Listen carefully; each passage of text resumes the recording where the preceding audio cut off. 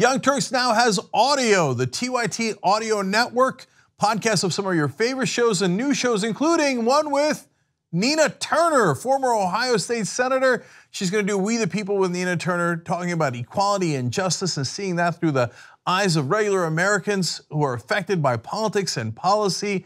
Everybody check it out at tyt.com/audio. New reports indicate that Saudi forces specifically targeted a Doctors Without Borders facility in Yemen, and that particular facility was meant to treat a cholera outbreak in the country that has only been exacerbated in recent months.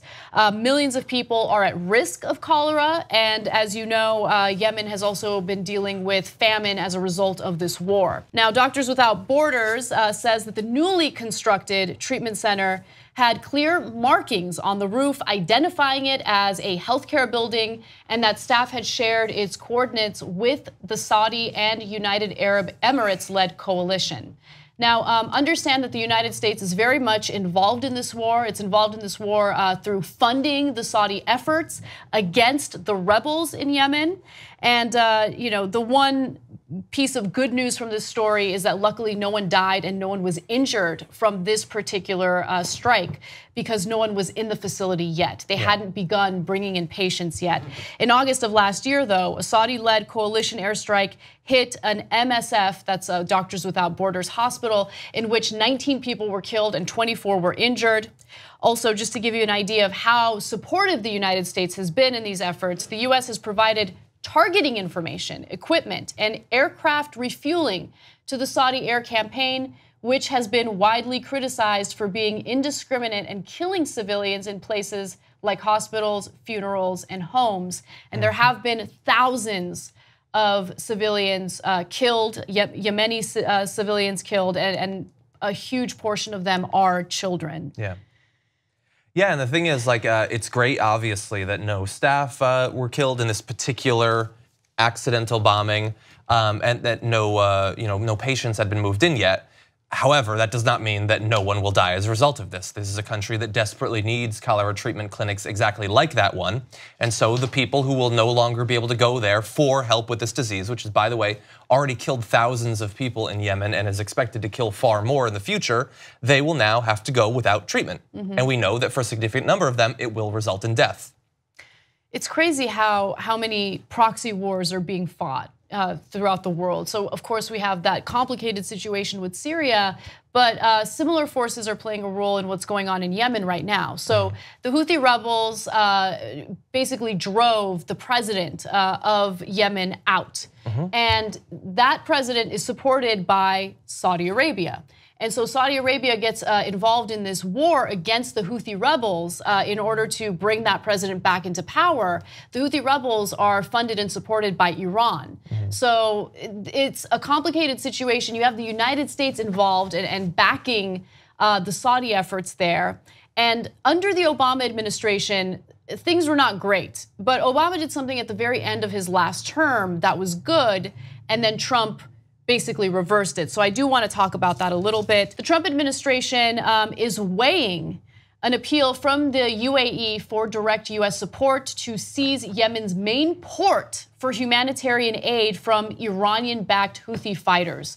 So Saudi Arabia is arguing, and the UAE is arguing, hey, if we want to really finish this job, we need to take control of that port that's used for humanitarian efforts, by the way, and really, do a final strike or a final operation, I should say, to get rid of these rebels. Which, by the way, some of these rebels include ISIS fighters, some of them include Al Qaeda. So I'm not trying to make it seem as though the rebels are completely innocent. However, there are a lot of civilians that are dying as a result of US involvement and Saudi involvement. Now, US lawmakers are looking for ways to cut off the sale of precision-guided missiles used by Saudi Arabia and the UAE in Yemen. Obama actually halted the sale of such smart bombs to Saudi Arabia in 2016, but the new administration lifted the ban soon after Donald Trump took office. Not particularly shocking. So look, Obama's record on foreign policy, especially in that region of the world, has not been good when we criticized him aggressively. But if you think that was bad, and it was an expansion of Bush-era policies. Get a load of what Trump is doing, because he further expanded these disastrous policies. Yeah, and not just in Yemen. I mean, if you look at the civilian casualties in Syria, like look at the chart, like almost literally to the day that Donald Trump came into office, civilian casualties skyrocketed. Things were bad before, but they were far, far worse for the additional thousands of civilians that died as a result of Donald Trump being elected into office. And by the way, they're talking about US lawmakers looking to clamp down a little bit. We talked on the damage report this morning about that there had been an attempted vote to put some new limitations there, and it didn't pass, of course, because our Congress is awful. One party better than the other on this, but neither is great.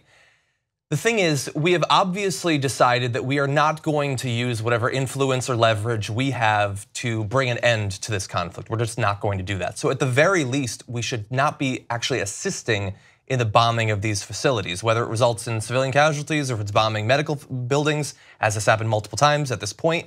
Like, we are providing the information, we're doing the surveillance, we have planes in the air providing targeting information. As Anna said, we're selling the bombs, we're selling the planes. Like, we are intimately wrapped up in this. And I don't think it's an issue that Americans like, you know what, we gotta help Saudi Arabia to bomb Yemen. You know, MAGA, by helping Saudi Arabia bomb Yemen. Nobody actually wants this. It's a thing that for whatever reason we have decided that we are just going to detach from. We're not going to talk about it as a country, as individuals. We're not going to know what's going on.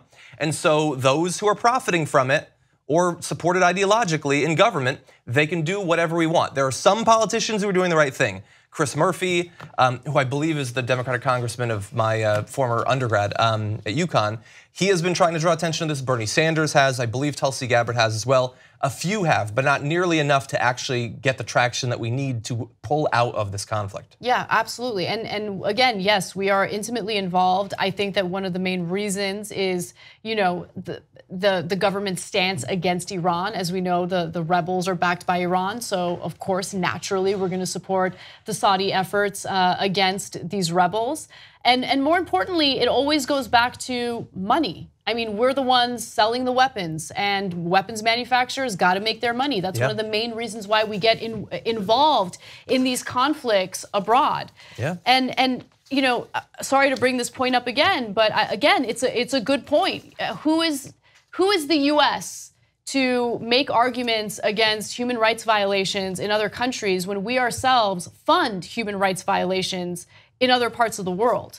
We are supporting what's happening in Yemen right now. Children are dying as a result of our assistance to Saudi Arabia.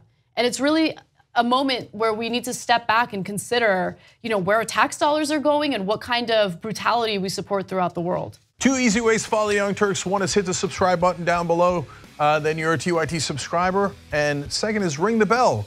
And when you do that on YouTube, you're notified of our videos.